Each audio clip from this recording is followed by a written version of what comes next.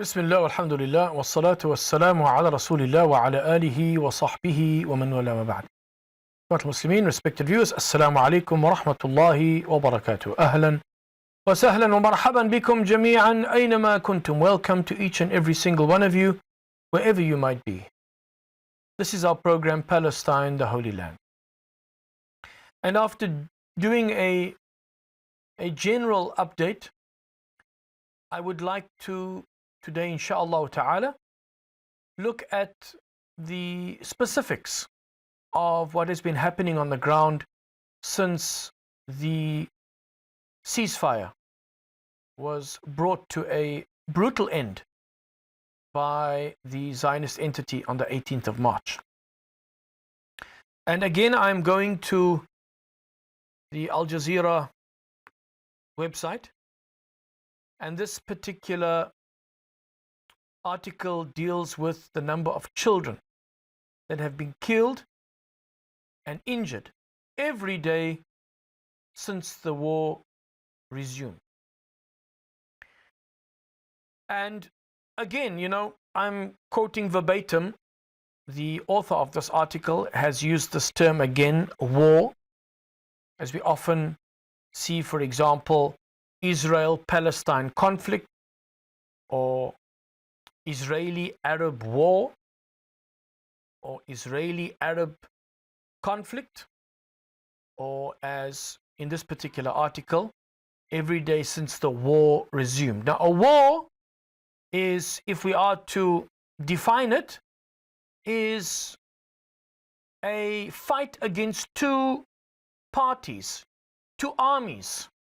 Two armies are normally what are involved in a war. And these two armies, if not equally matched, have similar military apparatus whereby or with which they fight this war. But is this really a war?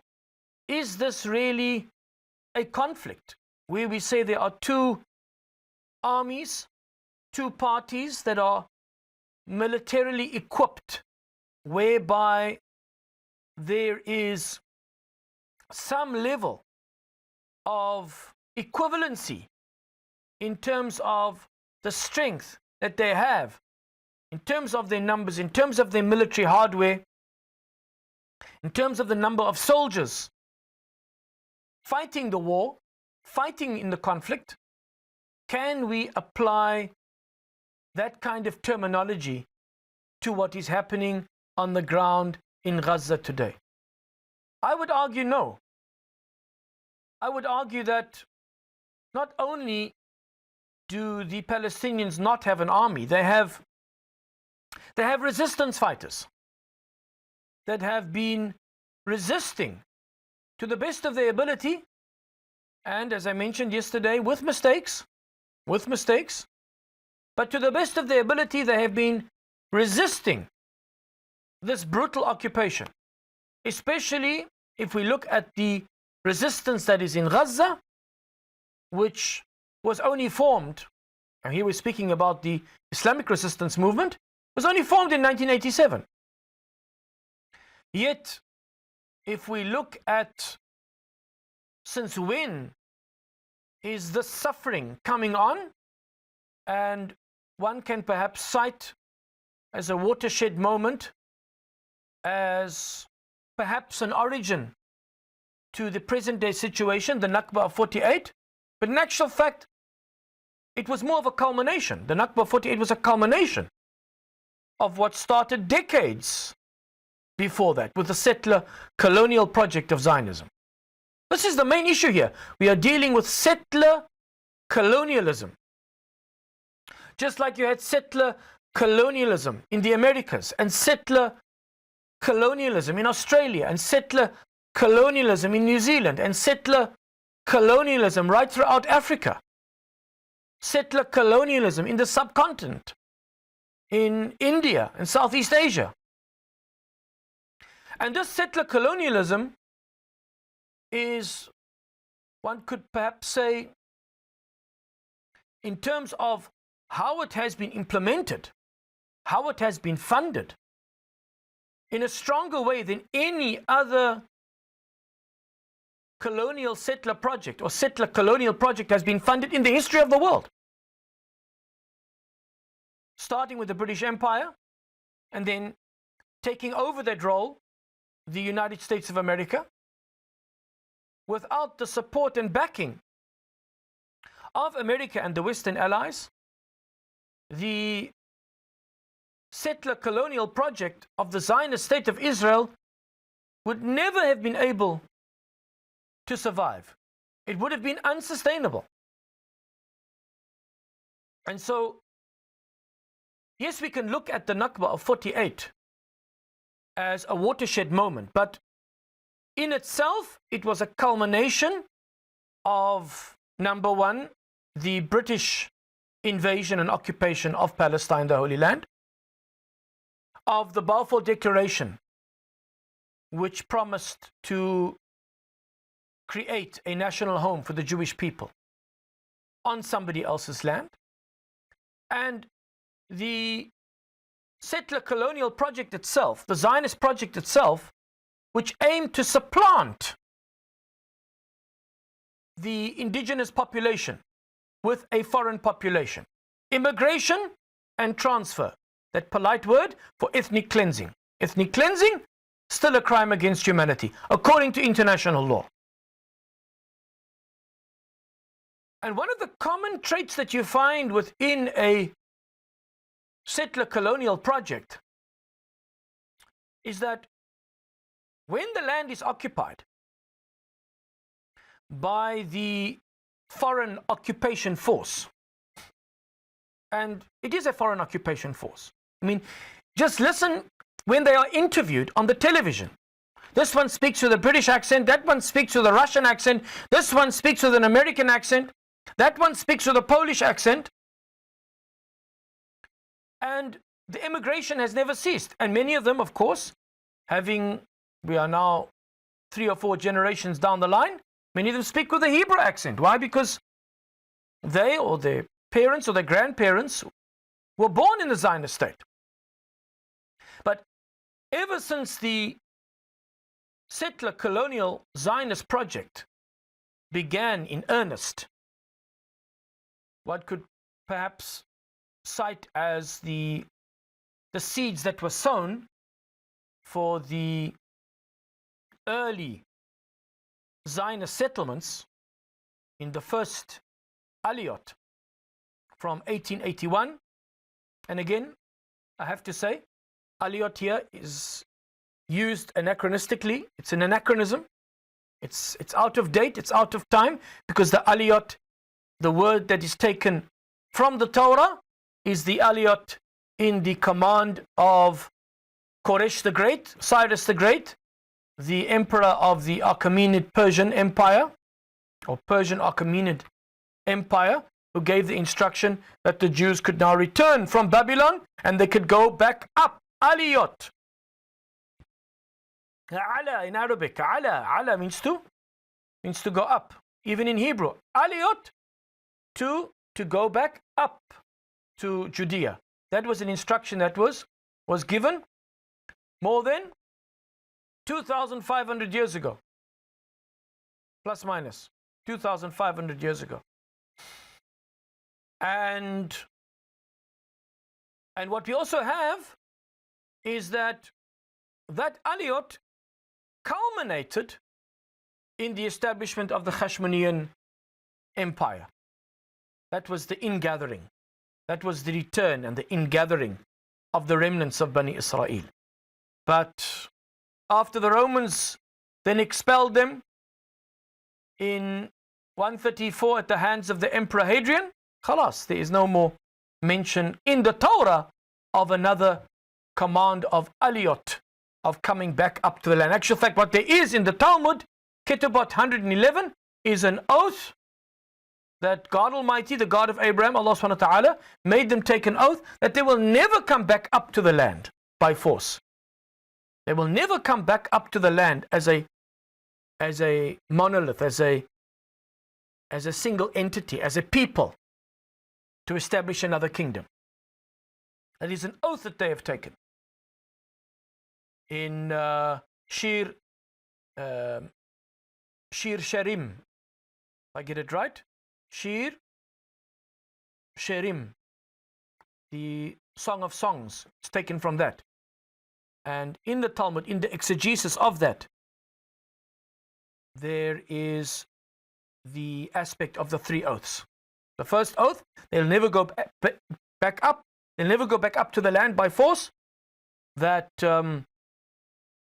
they will live under the laws of the nations where they are in diaspora, where they are in exile, and that the nation should also never over-subjugate them.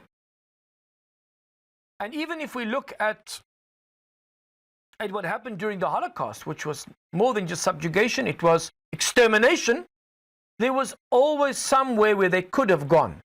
There was always somewhere where they could have gone. It is actually disturbing, if we looked at during the Holocaust, that European countries, even the United States of America, was limiting Jewish immigration, and everybody was being encouraged to emigrate to somebody else's land. A very small piece of land, a very small pocket of land, the land of Palestine. So, speaking about the settler colonial project and the similar traits that we find in the Zionist settler colonial project with the other settler colonial projects that have taken place in other parts of the world, we always see that when there was resistance, there was very harsh, punitive reactions to that resistance. Take any colony of a Western power, and you would always see that there was resistance to occupation. Nobody likes to be occupied. Nobody likes to be invaded. Nobody likes to be subjugated. Nobody wants to be oppressed. Nobody wants to be made to feel inferior, because that's what the colonialists did. They went into these lands, and the colonialists themselves considered themselves the superior race to the inferior race of the natives, of the indigenous people. So nobody wants to live in an apartheid. Nobody wants to have their resources, their water, their minerals, their agriculture controlled. I mean, look at the situation in the West Bank today. Nobody wants to have some soldier knocking on their door, or not knocking down their door in the early hours of the morning, taking over a Palestinian's house, evicting them, perhaps, demolishing their house, perhaps. And there's been more than 100,000 demolitions over the last few decades. And that's besides what has been demolished, what has been bombed to smithereens in the Gaza Strip. So, I'm still on this point of, I take exception to the idea that we can actually call this a war, that we can actually call this a conflict. No, this is the brutal suppression of the right to resist of an occupied people. And just like Ilan Pape said, that in the culmination of that watershed moment of 1948, so remember, from 1881, you have the Zionist settlements. From 1881 till about 1903, 1904 was the beginning of the second Aliyot. So the first Aliyot, 1881 to 1903, you have people like Edmund de Rothschilds, setting up and sponsoring. I mean, he spent more than $50 million on setting up those early Zionist agricultural settlements. But in the first Aliyot, they used Palestinian labor. Whereas in the second Aliyot, the advent of Jewish labor came into being, where Palestinians were not allowed to work. only Jews were allowed to work. In actual fact, part of the British mandate was to create close, C-L-O-S-E, close Jewish communities. In other words, literally to have Jewish communities that were only Jewish, that were ethnocentric, that didn't have Palestinians living amongst them, and have those communities living close to each other. And this whole idea of we're speaking about the establishment in 1948 of the Zionist state, supplanting the indigenous people, ethnically cleansing Palestine of 750,000 of its indigenous inhabitants, the destruction, according to Abu Sitta, of 531 villages. What nation on earth would not resist such an action, such a brutal and savage form of settler colonialism? Just look at all the other examples of settler colonialism throughout history, and you always had people rising up and resisting, fighting for liberation, fighting to get their land back, fighting to expel the occupier. And in that fight for liberation,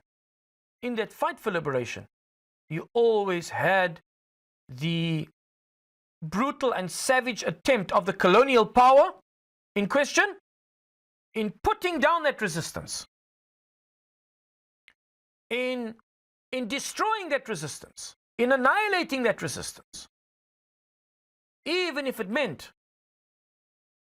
killing and massacring and destroying, and in this case genociding, because the whole idea is, and that is in the eyes of, and going right back to Theodor Herzl, the idea was from the beginning, even though some differed in the beginning, but eventually just about all of them got on board with the idea of transfer, of ethnic cleansing, that the Palestinians must go. And if the Palestinians are no longer in Palestine, that is the end of a people. And that is the very definition of genocide, the destruction of a people in part or in whole. And in order to accomplish that, 1948, in order to accomplish that, because it's been done in stages, they think that they are in the last stage. That's why they are rushing to the finish line.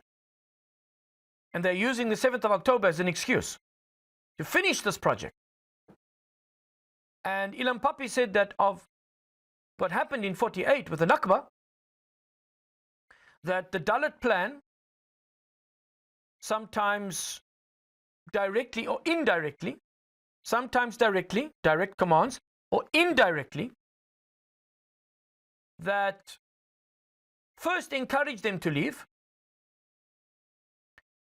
then if they don't, terrorize them into leaving, and if they put up resistance, then kill them. And this is what has been happening, from the culmination of what happened in 48, the Nakba, in 56, with the incursion into Gaza, 67, the 6-day war and the expulsion of 350,000, so 750,000 in 48, 350,000 in 67, were also ethnically cleansed. And by default, in an absolute natural reaction, before we even get into ideology, or we get into whether this movement is a nationalist movement or an Islamic movement, or take any people that have been colonized, and you will see that as if it's built into the fitrah of man, the inherent disposition of man to be free from the yoke of other men, to live free from having the boot of another man on one's neck, living under oppression, being persecuted. Go back all the way to the time of the Sumerians and the Akkadians and the Babylonians and the Assyrians and the Macedonians and the Romans, especially from the Akkadian Empire. Because the empires, what did they always want? They wanted land. They wanted power. They wanted to control. And they were always... And that's why those empires eventually fell, because of resistance. It is the natural, inherent disposition of man to resist oppression, to resist tyranny. And this is what this is. This is not a war of two armies. This is not a conflict of two armies. This is a people resisting settler colonialism. As simple as that. A people resisting settler colonialism. And that is why there is literally a call for the dismantling of the resistance, for the exiling of the resistance, because that is the only scenario in which the occupier, the colonial master, will have any sort of peace, is if there's no resistance. And that the occupied people must accept their occupation, must accept their subjugation, as they are in the same time being driven from their homes, as they are in the same time having their lands taken away from them, as they are in the same time having to stop at, in the West Bank, 921 checkpoints. Even if a person is on their way to the hospital, there's no care, there's no worry. How many Palestinians have died waiting at checkpoints to get to a hospital? Or waited so long that by the time they got to the hospital, they were dead. Or women having to give birth at a checkpoint.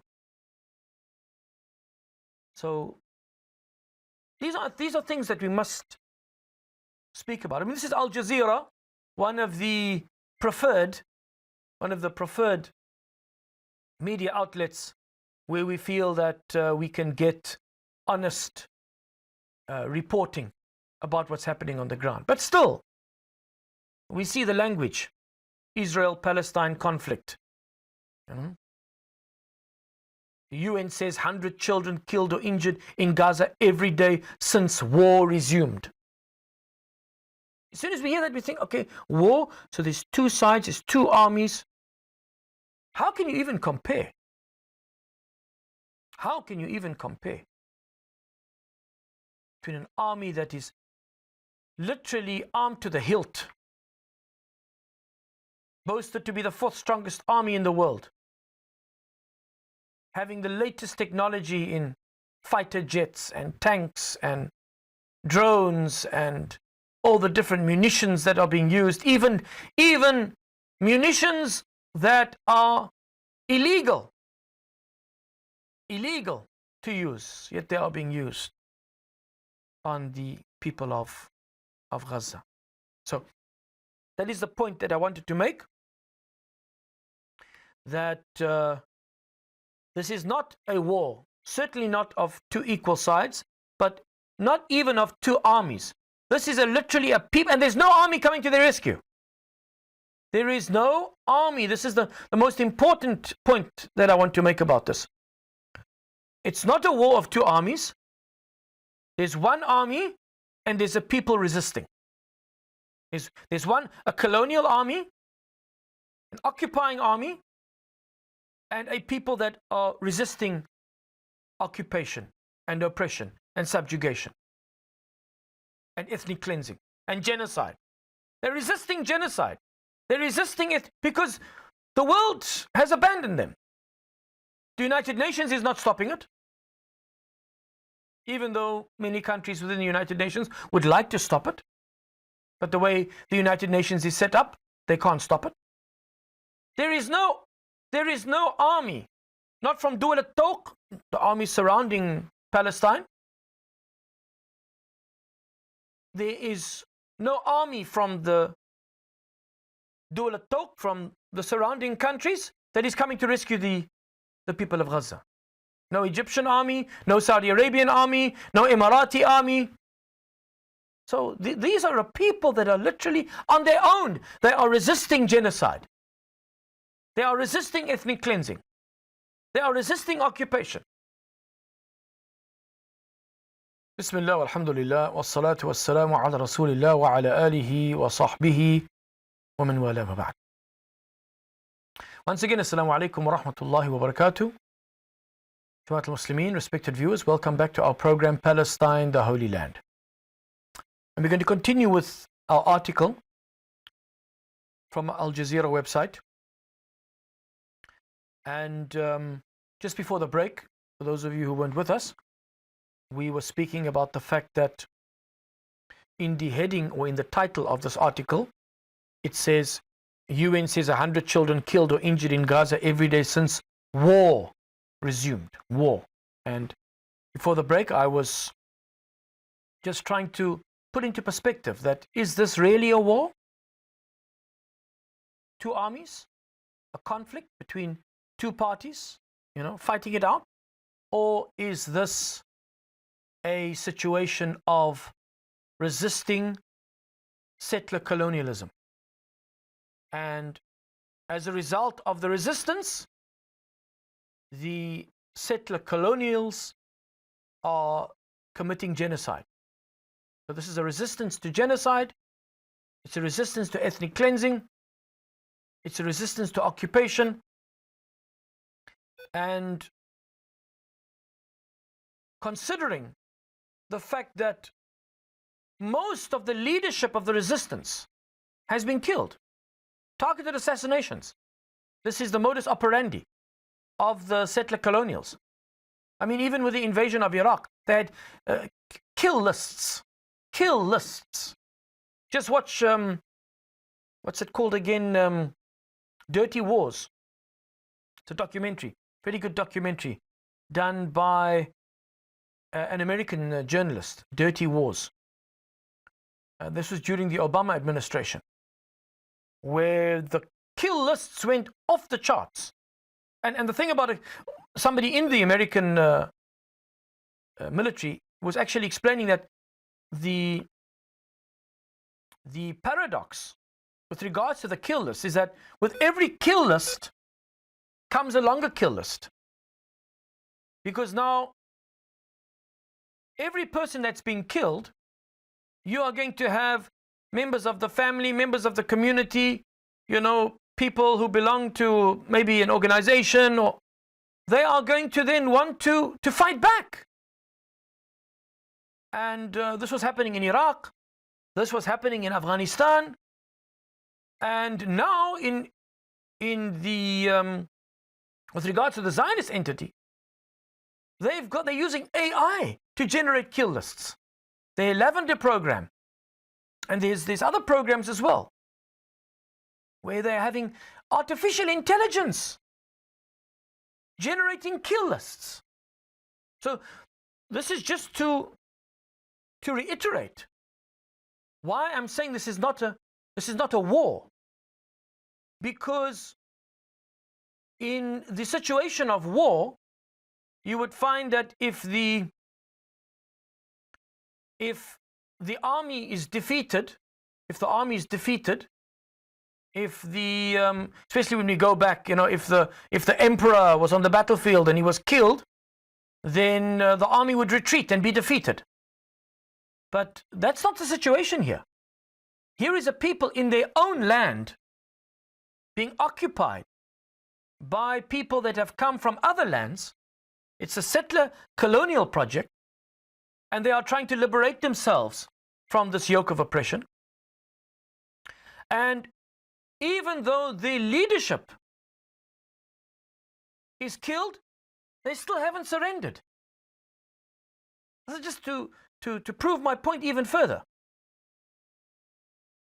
Most of the leadership of the resistance has been killed. Has been killed, has been assassinated in extrajudicial assassinations. But yet the resistance has not raised the white flag. They have not surrendered. Because this is not a war. This is resisting settler colonialism. And the fight, for the lack of a better term, the fight will continue until liberation. So the idea that the war is going to end unless the people have their freedom, unless the people have their liberation, unless the occupation ends, the brutal occupation, then resistance will continue by default of natural inherent disposition. So what has been happening since the bombing resumed, since the genocide resumed? Maybe that's how we should frame it. UN says 100 children killed or injured in Gaza every day since the genocide resumed, instead of saying since the war resumed. Since the discriminate bombing of innocent civilians resumed. The discriminate bombing, the discriminate shooting of medics and aid workers and women and children resumed. It says here, Palestinian and UN bodies mark Palestine Children's Day with harrowing accounts of the toll Israel's assault on Gaza has taken on children. This article was written on the 5th of April. It's 5 days ago. The United Nations says at least 100 children have been killed or injured every day in Gaza since the strikes resumed. You see, that's a better term. Don't say since the war resumed, because it's one-sided. If you say war, you mean there's two sides here. No. Since the strikes which have been massacring innocent civilians for the last 18 months. So they're saying here that at least 100 children have been killed or injured every day in Gaza since the strikes resumed on March the 18th. I again remind you of, in fact, I was looking for the full interview. I can't find it. Where's the full interview that was on CNN with Tanya Haj Hassan and Christiane Amanpour, where she's describing the terror that she experienced and that the people of Gaza experienced in the early hours of the morning of the 18th of March, 2 o'clock in the morning. She said the whole Gaza Strip shook. Hundreds were killed in that night. Hundreds. Even as the United States underscores continued support for Israel, like never before. Why? Because who's in power now? Before the pagans were in power, headed by the pagan president Joe Biden, and now we have the Crusaders. The pagans were in power, giving, ironclad support for the Zionists, but the pagans are out now, and who's in power? The Crusaders. Pete Hegseth with his Crusader flag emblazoned on his chest, and Deus Vult, God wills it, was the cry of the Crusaders. He's got it here, tattooed on his arm, with the word kafir. I don't think in the history of the United States of America has there ever been a crusader, in the truest sense of the word, a crusader administration like there is now. Only difference is these are crusaders that are Christian Zionists. The crusaders of the 11th and 12th and 13th centuries, they hated the Jews. In fact, on the 15th of July 1099, they burnt the Jews alive in their synagogue. 1099, when they captured Jerusalem. The Jews of Jerusalem took refuge in their synagogue, and the Crusaders burnt them alive. And you look at the American administration today, they are crusaders. They have a common hatred for Islam. In fact, Pete Hegseth, imagine that. Pete Hegseth, who is the Minister of Defense, the Secretary of Defense, they called him there. Secretary of Defense. When he was, it is reported that when he was inebriated one day, he was under the influence of alcohol, that he said something about kill all Muslims. Imagine that. Secretary of Defense of the United States of America, the superpower, speaks like that about Muslims. Muslims constitute, at least a quarter, if not a third, of the population of this earth. And we've seen the rhetoric. We've seen even how they are dealing with Muslim students that speak out in favor of support or supporting Palestine. Palestine supporters. People that have, written op-eds, not even protested, but written op-eds criticizing Israel, are being deported now. Or literally incarcerated at deportation centers. So, out with the pagans, in with the crusaders. And, from the ambassador, Elise Stefanik, to Marco Rubio, to many others, hardcore, ardent Christian Zionists. So, the United Nations says at least 100 children have been killed or injured every day in Gaza since the strikes resumed on March 18th, even as the United States underscores continued support for Israel. In fact, I think the war criminal Benjamin Netanyahu was bragging that they've never ever had support from the American administration like they have it now. Nothing justifies the killing of children, Philippe Lazzarini, chief of the UN Agency for Palestinian Refugees, posted on X on Saturday. He said Israel was turning the besieged territory into a no land for children and lamented that young lives were being cut short in a war not of children's making. This is a stain on our common humanity, Lazzarini said.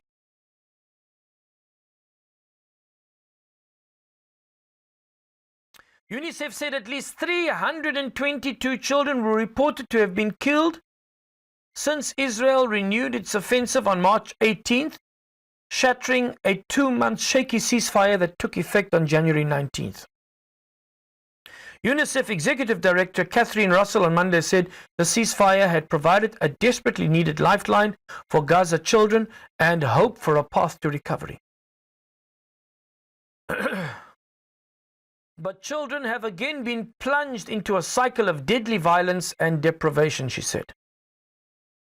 Each number representing a life is the subtitle here. Marking the Palestine Children's Day, observed annually on April 5th, the Palestinian Ministry of Education on Saturday said children are among the most targeted victims of Israeli aggression, with more than 17,000 of them killed in Gaza since October 2023. The figure reflects the depth of the tragedy children are enduring, with each number representing a life, memories and experiences lost, the ministry said. Palestinian group Hamas, which I prefer to use the term the resistance, the Palestinian resistance group, also condemned what it said was Israel's policy of deliberate killing, detention. And again, the language. If we speak about Hamas as, this separate entity, as an army that is fighting against another army, or like many Western countries have designated it to be a terrorist organization, then we lose the concept of what it actually stands for. I mean, Hamas doesn't mean anything in the English language. It is an Arabic acronym. We first have to break it up. Harakat al-Muqawamat al-Islamiyya, the Islamic resistance movement. And then what is the core word here? The core word here is resistance. Yes, the type of resistance, of course, is very important to us as Muslims, that it must be governed by Islamic principles. But it is a resistance movement. Nevertheless, it's a resistance movement. Resisting occupation, resisting ethnic cleansing, and now resisting genocide.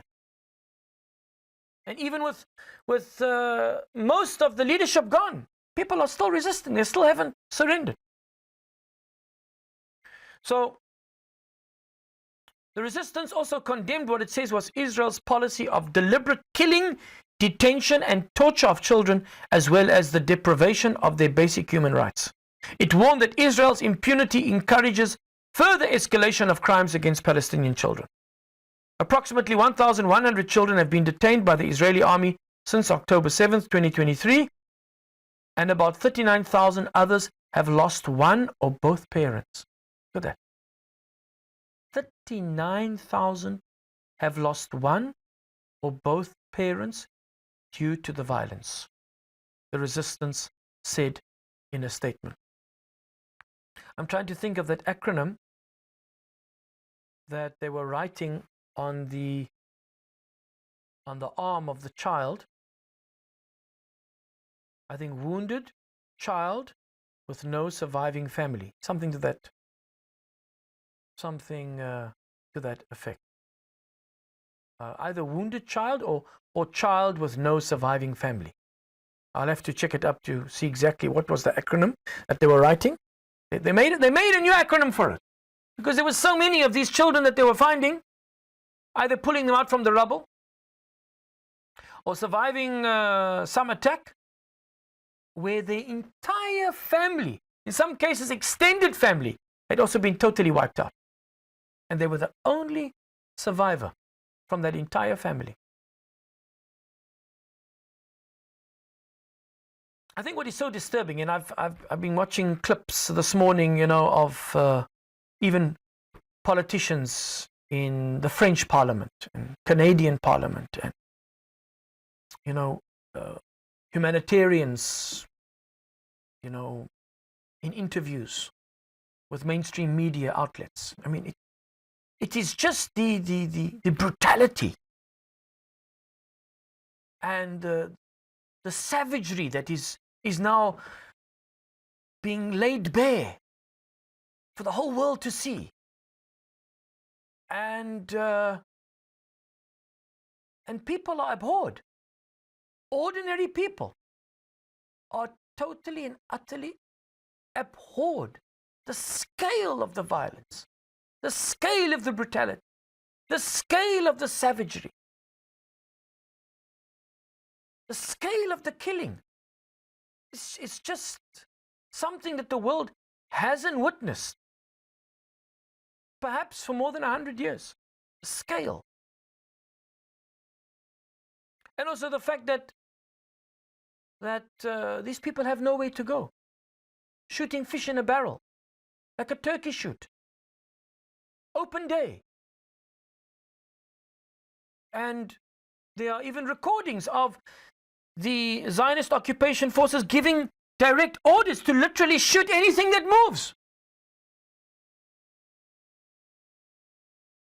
The Israeli occupation continues to target children. I mean, they've had reports of direct shots to the head, direct shots to the chest of children being sniped. The Israeli occupation continues to target children through systematic crimes, including using them as human shields, depriving them of education, and attempting to sever their national identity in the occupied territories of 1948 through manipulation of curricula, the spread of crime, and the destruction of values, it added.